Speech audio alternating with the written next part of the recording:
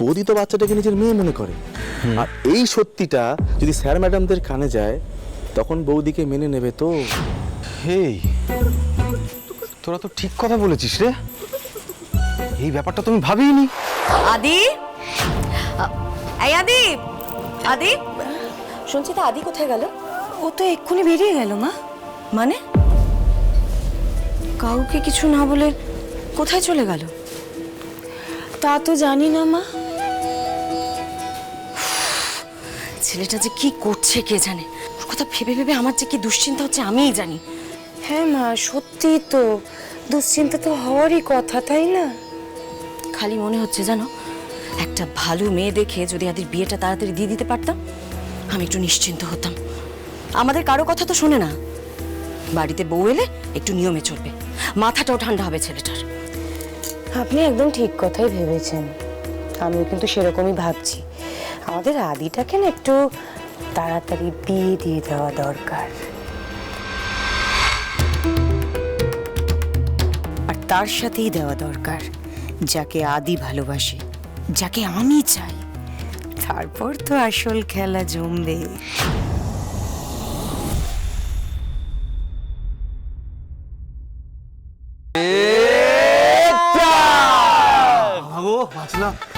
Yes, আজকের দিন total দাদা বৌদি সিন 100। এই রাত চা খা তোরা, চুপ কর। এই পল্টু, দাদা একটা কথা বলবো? যখন থেকে পল্লবীর ব্যাপারে সব সত্যি কথা জানতে পেরেছি না, মনের ওপর থেকে ইয়া বড় একটা পাথর নেমে গেছে। দাদা, আমি একটা কথা বলবো। বলে ফেল। পাথরটা তোমার বুক থেকে নেমে সামনে এই রাস্তায় কোথাও পড়ে আছে।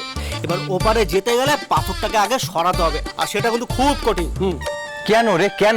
আমি আমি আমি আমি বুঝিয়ে বলছি। ও বোঝাবে। আর চেষ্টা তো করতে দে। ও দা, বাচ্চাটা বৌদির না, ঠিক আছে, কিন্তু বৌদি তো বাচ্চাটাকে নিজের মেয়ে মনে করে। আর এই সত্যিটা যদি স্যার ম্যাডামদের কানে যায় তখন বৌদিকে মেনে নেবে তো। ব্যাপারটা কিন্তু ভাবার আছে।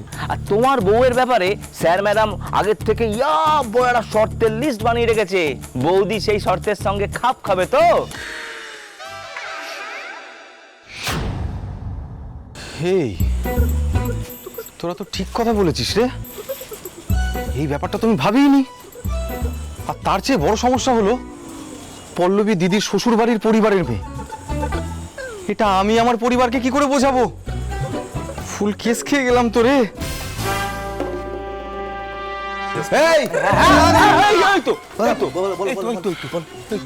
কি বলছিলাম শুনছিলি তোরা? হ্যাঁ, শুনছিলাম তো, খুব মনোযোগ দিয়ে শুনছিলাম। শুধু শুনলে হবে, টিপ্পুনি দে।